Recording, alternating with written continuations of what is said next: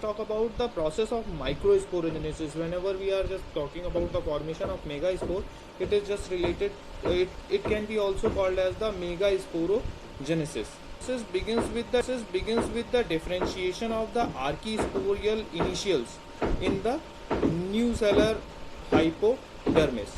Later you will just get on the next page how that cells are going to be changed their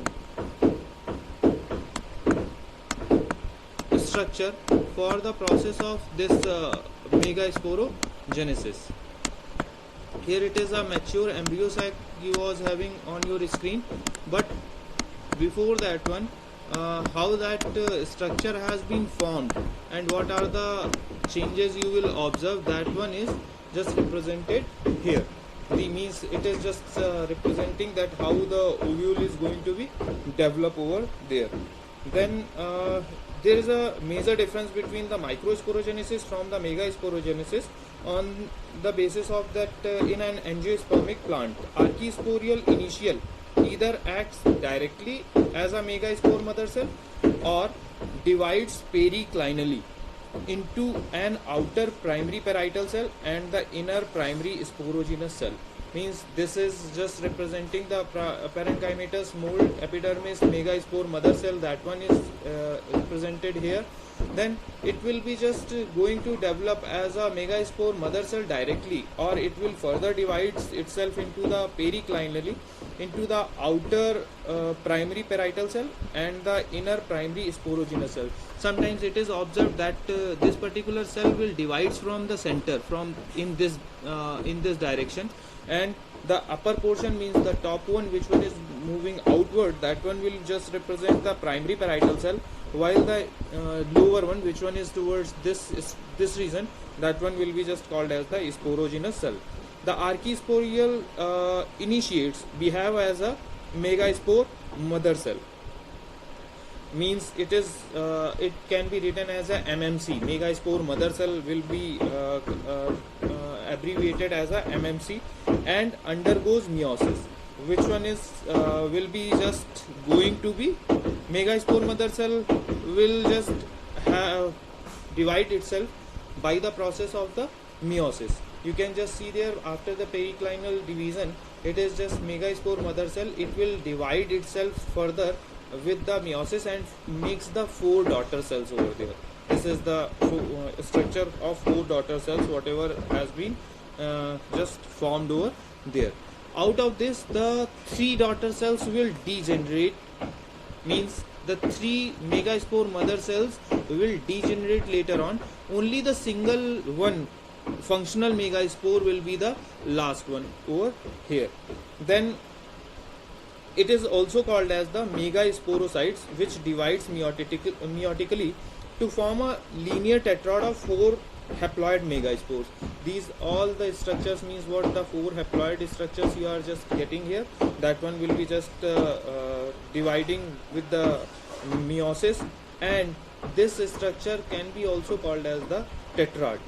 While they may be having the different types of shape which we have already studied earlier, that T-shaped or the inverted T-shaped structure tetrad will be also formed over there. Megaspore is the first cell of female gametophyte. If anyone asks you which one is the first cell of the female gametophyte, then you have to write this one, last one is the functional megaspore, and it is the first cell of the female gametophyte. That linear tetrad, 3 megaspore towards the micropyle degenerate, and the lowermost which one will be towards the chalazal megaspore that enlarge and remains functional, which produces the embryo sac later on. Means this is the very simple mechanism which you need to keep it in your mind, that first of all what it is, that the archisporial initial either act directly as a megaspore mother cells. This is the archisporial initial, the topmost region.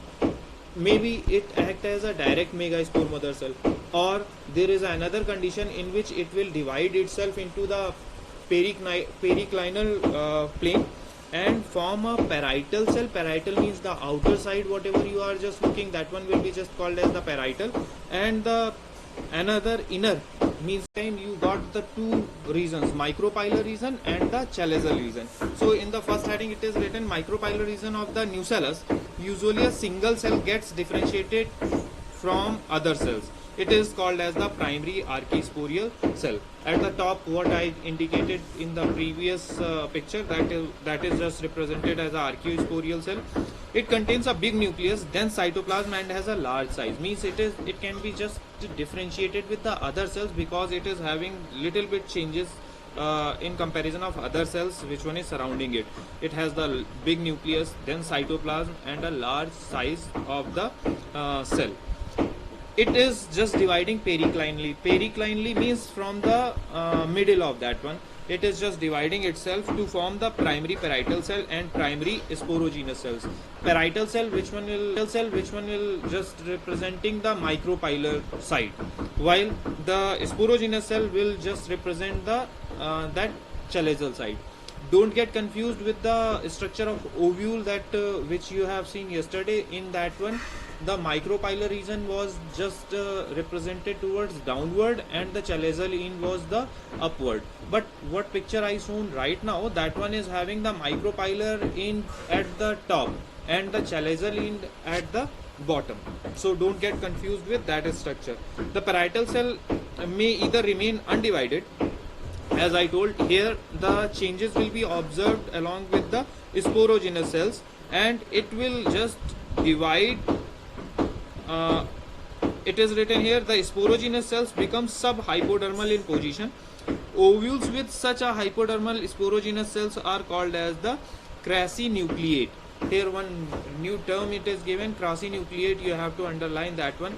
When the ovules are just related with the subhypodermal sporogenous cells, then it is called as the crassinucleate type of ovule. The sporogenous cells act as now as a megaspore mother cell, which one is MMC. Here reductional division will take place, and you know that whenever there will be the meiosis takes place, the haploid cells are going to be formed and their number must be 4.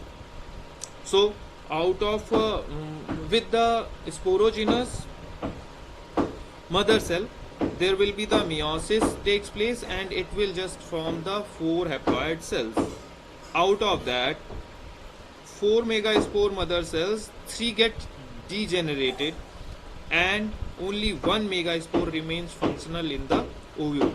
This gives rise the female gametophyte on development. Such female gametophyte which develops from the single megaspore is called as the monosporic embryo sac.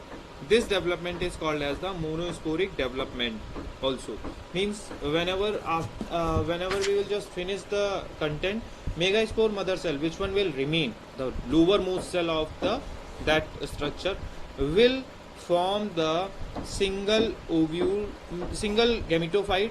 That one will be just called as the monosporic embryo sac.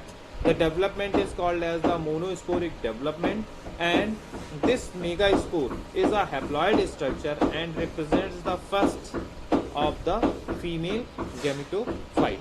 Now after this, what changes we will observe when we will just talk about the female gametophyte or the embryo sac.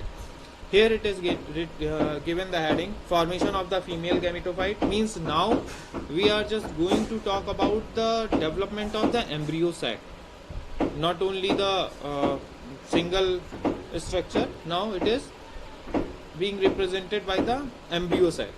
How it is? Here you will just female gametophyte, when we will just talk about, then basically we can just say that in the majority of the flowering plants, one of the megaspore is functional, that 3 others are just degenerate. Only the functional megaspore develops into the female gametophyte, and the method of the embryo sac formation from the single megaspore, that one is just as it is given, that it is called as the monosporic development. It is called as the monosporic development. What are the special things are present in the monosporic embryo sac, and what it is just having in their body? So for that you need to just see this diagram. It is a mature embryo sac. As yesterday whenever we were just talking about the is going to be differentiated into the different along with the different structures. Embryo sac only, that as I told that earlier, that only single megaspore can develop this one, and that's why it is called as the monosporic embryo sac. It contains the 8 nucleated and 7 celled embryo sac. It is just having the 8 nucleus and 7 cells along with this. How it is? You can just see towards the chalazoline, it is just having the, sorry, this is the micropylarine here now, which one is having the egg and the synergids along with this, while the central portion of this structure is having the secondary nucleus, or you can just call it the polar nuclei, while this antipodal cell structure is facing towards the chalazoline. Yesterday as we had just discussed about this one. In this structure, what you need to talk about, the monosporic 8 nucleated and 7 celled embryo sac known as the polygonum type. This type of structure is called as the polygonum type. Here 70% of the angiospermic plants contains this type of embryo sac. During the development, what happens over there, that the functional megaspore undergoes with the 3 mitotic divisions to form 8 nucleated embryo sac. 4 nuclei occurs at the micropylarine and the other 4 at the chalazoline.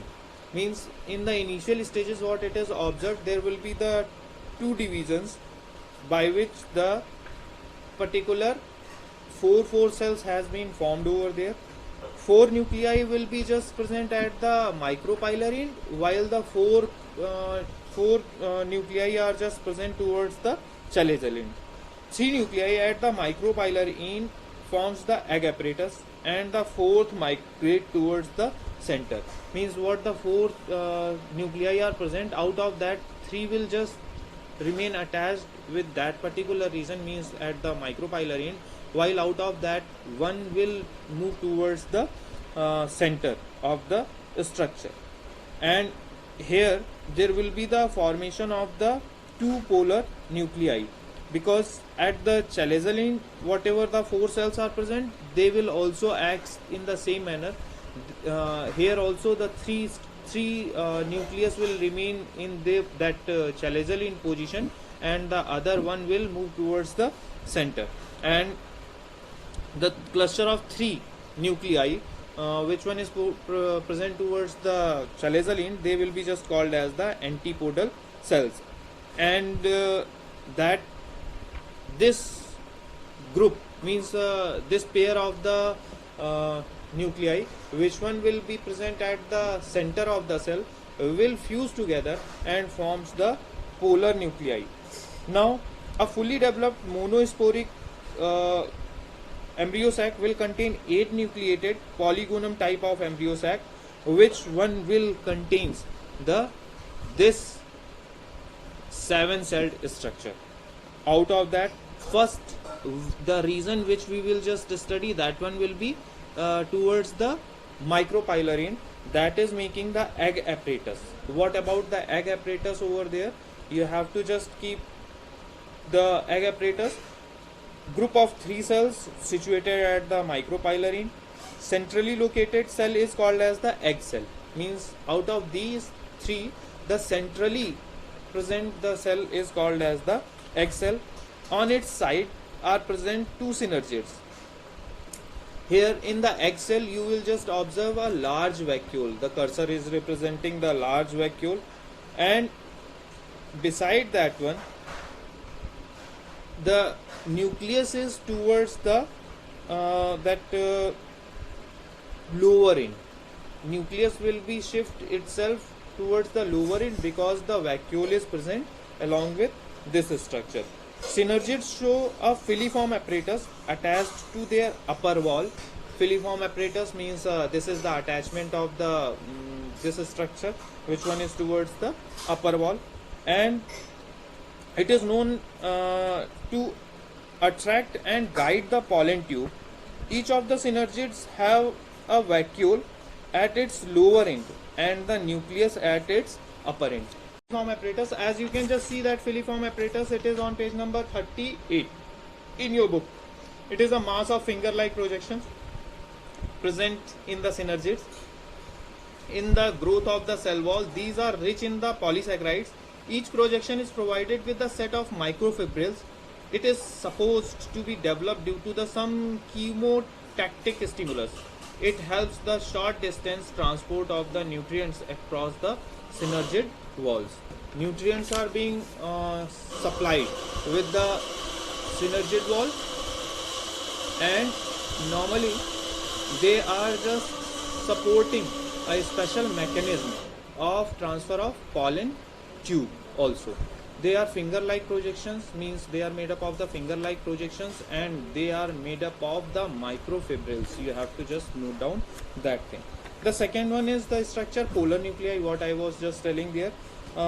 These are the situated in the center of the embryo sac, representing a large binucleate central cell, and both of the polar nuclei fuse before the fertilization and form a single diploid nucleus, which one is called as the secondary nucleus or the definite nucleus.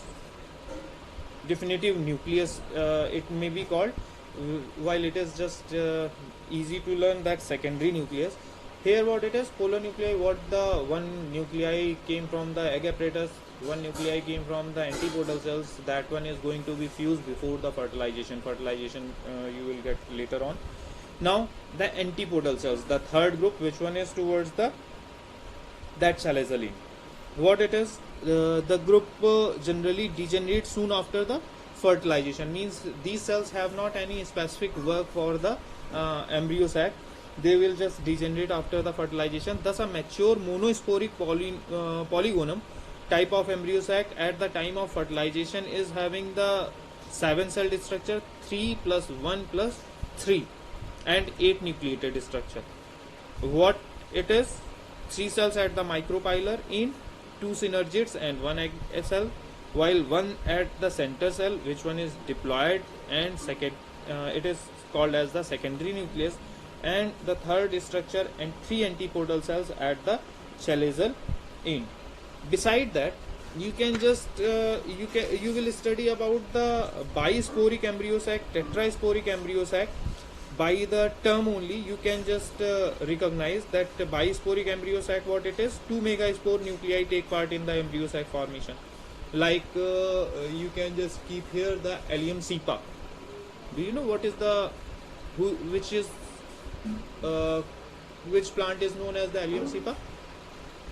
If you know, then reply me in the message box. Then the tetrasporic embryo sac, tetra means 4.